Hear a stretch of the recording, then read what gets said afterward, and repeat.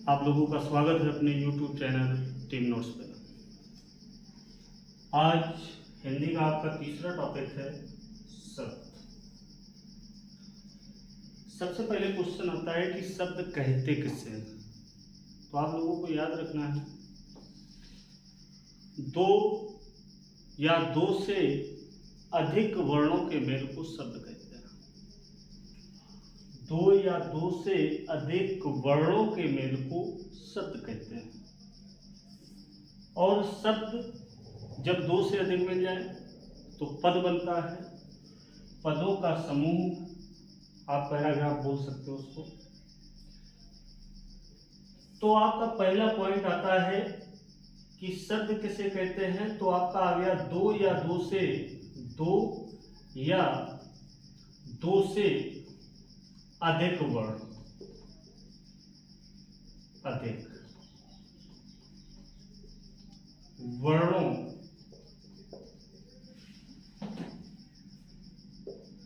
के योग से क्या बनता है? शब्द। इसको आप एक और सिंपल भाषा में कह सकते हो कि यदि किसी वर्ण पर मात्रा का बोध हो, किसी वर्ण पर मात्रा का बोध हो तो वो भी शब्द कहलाएगा। जैसे आप लोगों ने देखा होगा कि माँ एक वर्ण है, माँ एक वर्ण है, लेकिन अगर इसमें एक की मात्रा लग जाए तो ये शब्द को बोधित करता है। तो समझ में आया? अगर किसी वर्ण पर मात्रा का बोध होता है तो वो भी शब्द कहलाएगा, और दो या दो से अधिक वर्णों के योग से भी शब्द कहलाएंगे। रचना के आधार पर सबसे जो मुख्य है, रचना के आधार पर तीन शब्द हैं। रचना के आधार पर कितने शब्द हैं? तीन। अब रचना के आधार पर तीन शब्द कौन कौन से हैं? रूढ़, यौगिक, योग रूढ़। सबसे पहली बात आती है कि रूढ़ शब्द क्या है। तो इनको सिंपल तरीके से समझना है। रूढ़ शब्द वह शब्द जिसको तोड़ने पर उसका अर्थ अनर्थ हो जाए। कहने का मतलब उसका कोई अर्थ ना रहे। जैसे आप कह सकते हो जल। अगर जल को हम 20 से डिवाइड करें, जा अलग करें और ला अलग करें, तो ये ना तो ये सार्थक बचेगा और ना ही ला बचेगा। समझ में आ रहा है? तो जिन शब्दों को तोड़ने के बाद उसका कोई अर्थ नहीं बचता वह रूढ़ शब्द कहते हैं। सबसे सरल भाषा। जैसे आप कह सकते हो कमल। तो आपको पता है कि कमल को अगर हम सभी को अलग अलग कर दें तो इसका भी कोई सार्थक नहीं बचेगा। तो ये भी क्या कहलाएगा बेटा? रूढ़ शब्द। तो रूढ़ शब्द समझ में आ गया।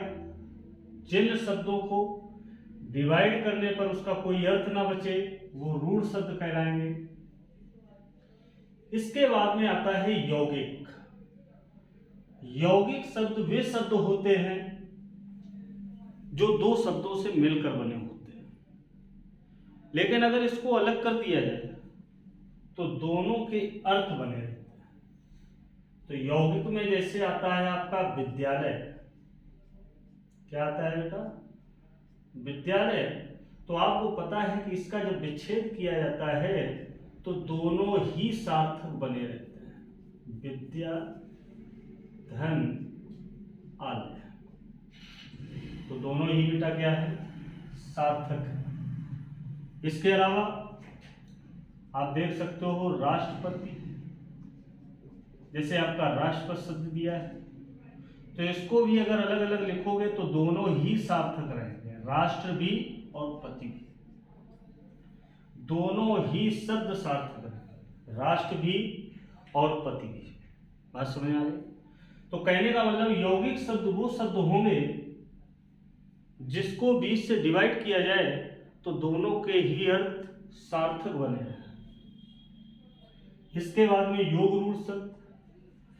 योग रूढ़ शब्द वो शब्द होते हैं जहां पर दो शब्द मिलकर के तो आते हैं लेकिन वो इशारा किसी तीसरे की ओर करते हैं। तो इसकी सिंपल पहचान है, आप लोग याद रख सकते हो, इसमें जो वर्ण आएंगे वो आएंगे बेटा पर्यायवाची। क्या आएंगे? पर्यायवाची। तो कहने का मतलब आ गया कि यदि कोई पर्यायवाची शब्द है तो वो कौन सा शब्द कहलाएगा? योग रूप। समझ में आया कि नहीं आया? जैसे आप कह दिया जाए नीलकंठ, नीलकंठ, तो आप लोगों को याद रखना है कि नीलकंठ जिसका नीला है गला, तो आपको पता है कि नीलकंठ किसको कहते हैं? गंगाधर शंकर को। तो यहां पर भगवान शंकर का ये पर्यायवाची है, तो इस वजह से पर्यायवाची शब्द कोई भी होगा वो किस में आएगा? वो आएगा योग रूप में। तो जिस तरीके से नीलकंठ, आपसे अगर कह दिया जाए गजानन, क्या कह दिया जाए बेटा? गजानन, तो ये भी किसी का पर्यायवाची है, तो ये भी आपका पर्यायवाची शब्द योग रूप में आएगा। जलज कह दिया जाए तो जलज भी किस में आएगा? ये भी आपका पर्यायवाची है। जलज, जल में जन्म लेने वाला, तो कमल का है। तो कहने का मतलब है कि यदि कोई भी शब्द पर्यायवाची रूप में लिखा है तो वो योग रूढ़। तो यहां पर रचना के आधार पर जो तीन पार्ट है ये समझ में आ गया आप लोगों को। पहला है रूढ़, जिस शब्दों का खंडन करने पर उसका कोई अर्थ ना हो, रूढ़ शब्द कहलाएगा। दूसरा है यौगिक, जो शब्द टूटने के बाद भी सार्थक बने रहे वो आपका यौगिक में आएगा। और इसके बाद तीसरा है योग रूढ़। योग रूढ़ की पहचान है पर्यायवाची। क्लियर हुआ? पर्यायवाची शब्द कोई भी है आपका योग रूढ़ के अंतर्गत आएगा। इसके बाद दूसरा पार्ट चलता है उत्पत्ति के आधार पर। तो उत्पत्ति के आधार पर चार प्रकार के, अगर कह दिया जाए कि उत्पत्ति के आधार पर मुख्यतः पूछे यही जाते हैं, रूढ़, यौगिक, योग रूढ़, मुख्यतः पूछे यही जाते हैं, लेकिन उत्पत्ति के आधार पर चार प्रकार के होते हैं। पहला आता है तत्सम। तो आपको तत्सम में याद रखना होगा कि तत्सम में बेटा आते हैं संस्कृत शब्द। जो संस्कृत भाषा के शब्द हैं वो सभी तत्सम कहलाएंगे। तो आप लोगों ने देखा होगा, जैसे कह दिया जाता है अंगुलिका, अंगुलिका, तो ये आपका तत्सम होगा। अंगुली को बोला जाता है अंगुलिका, तो संस्कृत शब्द है, तो ये आपका संस्कृत शब्द किस में आएगा? तत्सम। कपि, ये भी संस्कृत शब्द है, ये भी काय में आएगा? तत्सम। इसके बाद में अन्य शब्द हैं आपके, तो अन्य शब्द भी कहने का मतलब कोई भी शब्द अगर संस्कृत भाषा से संबंधित है तो वो किस में आएगा? अट्टालिका है, अंगुलिका है, कपि है, ये सभी काय में आएंगे, ये सभी आएंगे आपके तत्सम में। सेकेंड नंबर पे आता है तद्भव। तद्भव को हम सिंपल भाषा में कह सकते हैं कि वह शब्द जिनको हम अपनी साधारण बोलचाल की भाषा में यूज करते हैं वो सभी शब्द क्या कहलाते हैं? तद्भव। जैसे आप लोगों ने देखा होगा अंगुलिका आपका संस्कृत है और अंगुली, अंगुली कैसा है? तद्भव। ठीक है। बंदर, तद्भव। यानी कि जो शब्द हम रोज अपनी रोजमर्रा की जिंदगी में शब्द यूज करते हैं, ज्यादातर 99% शब्द तद्भव होते हैं। अब इसके बाद में तो तद्भव हमारी दूसरी पहचान कि जो हिंदी भाषा के शब्द हैं, किसके? हिंदी लैंग्वेज के, तद्भव कहलाएंगे। इसके बाद में आता है देशज। देशज शब्द वो शब्द होते हैं जिनकी उत्पत्ति के बारे में आज तक पता ही नहीं कि ये शब्द आए कहां से। तो जिन शब्दों की उत्पत्ति के बारे में आज तक हमें जानकारी नहीं है वो सभी शब्द देशज कहलाते हैं। क्या कहलाते हैं बेटा? देशज शब्द। आप लोगों ने देखा होगा देशज शब्दों में कुछ ऐसे एग्जाम्पल आ जाते हैं जिनकी उत्पत्ति के बारे में ही पता नहीं, तो इसमें आप लोग देशज में लिख सकते हो। जैसे एक आता है थैला, थैला। इसके अलावा आपके देशज शब्दों में आते हैं गाड़ी, पेट इत्यादि। यानी कि जिन शब्दों की उत्पत्ति के बारे में हमें पता नहीं है कि इनकी उत्पत्ति किस भाषा से हुई, कहां से हुई, ये क्षेत्र के आधार पर बोले जाते हैं। देशज शब्द क्या होते हैं कि कुछ दूरी आप लोग देखते हो, कुछ दूरी इधर उधर होने पर क्या होता है कि उनकी लैंग्वेज चेंज हो जाती है। जैसे आप लोगों ने देखा होगा जानवर शुद्ध शब्द होता है, लेकिन कहीं कहीं पे जानवर चौपे बोल दिया जाता है, ठीक है। तो ये क्या होता है, ये देशज है, बोलियों के आधार पर क्षेत्र बाई क्षेत्र इनके नामकरण चेंज होते रहते हैं, तो इनकी उत्पत्ति की जानकारी नहीं। इसके बाद में आता है विदेशज शब्द।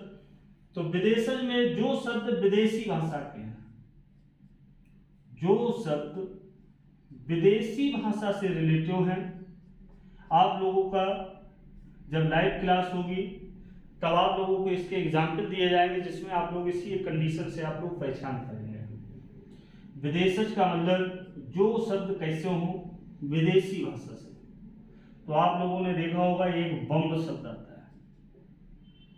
इस टाइम पे सीरियल में बहुत चल रहा है। तो ये आपका एक शब्द है, तो आप इसको क्या कहेंगे, डच भाषा का है। किसका है, डच का। इसके बाद में आपका आता है रिक्शा। ये रिक्शा जापानी भाषा का है। किसका है बेटा, जापानी का। इसके अलावा आप लोगों को अन्य भी आते हैं, जैसे चाय कह दिया जाए तो ये भी बहुत पूछा जाता है, ये आपका चीनी भाषा से रिलेटेड है। तो कहने का मतलब आ गया कि जो शब्द विदेशी भाषा से रिलेटेड हो वो सभी शब्द विदेशज की सीरीज में आएंगे और इसमें अलग अलग लैंग्वेज से संबंधित होते हैं और इनको आप लोगों को पढ़ना पड़ेगा। कुछ शब्द ऐसे होते हैं जिनको आपको खुद ही याद करना पड़ेगा। तो यहाँ पर उत्पत्ति के आधार पर 4 और रचना के आधार पर 3 शब्द होते हैं। इसके अलावा एक शब्द और पूछता रहता है जिसको हम लोग कहते हैं संकर शब्द। तो बेटा संकर शब्द जो होता है ये मिला जुला होता है। मिला जुला का मतलब जो 2 भाषाओं से मिलकर बन जाता है। तो आप लोगों ने देखा होगा कि जैसे एक शब्द आता है रेलगाड़ी। क्या आता है बेटा, रेलगाड़ी। तो आप लोगों ने देखा रेल जो वर्ड है ये आपका इंग्लिश से रिलेटेड है और गाड़ी जो है, तो गाड़ी ये अभी आप लोगों का लिखा है देशज शब्द है, हिंदी भाषा से है। तो 2 अलग अलग भाषाओं के योग से जो शब्द बनते हैं वो कौन से शब्द कहलाते हैं, संकर शब्द। तो आप लोगों को क्लियर हो गया। तो आज का आपका टॉपिक था शब्द 2 या 2 से अधिक वर्णों के योग से या किसी वर्ण के ऊपर मात्रा का बोध हो जाए तो वो शब्द। रचना के आधार पर 3 प्रकार के, और ये 3 प्रकार के आपके सबसे ज्यादा पूछे जाते हैं। और उत्पत्ति के आधार पर 4 प्रकार के, तत्सम, तद्भव, देशज, विदेशज। और एक शब्द आपका आता है संकर। रूढ़ शब्द जिनका खंडन करने पर कोई अर्थ ना हो। यौगिक जिनका खंडन करने पर उनके अर्थ बने रहे। योग रूढ़ में सबसे अच्छी पहचान है पर्यायवाची वर्ड। और उत्पत्ति के आधार पर 4 तत्सम संस्कृत शब्द है। तद्भव हिंदी भाषा से रिलेटेड है। देशज जिन शब्दों की उत्पत्ति का ही पता नहीं है। और विदेशज शब्द विदेशी भाषा से रिलेटेड है। कैसी आपको आज की क्लास लगी? आपका 3rd पार्ट था शब्द, जो क्लियर हो गया। आप लोग इस चैनल को लाइक करें, सब्सक्राइब करें और आगे भी आप हिंदी की अन्य क्लासें क्रमबद्ध तरीके से देखते रहेंगे। जय हिंद, जय भारत।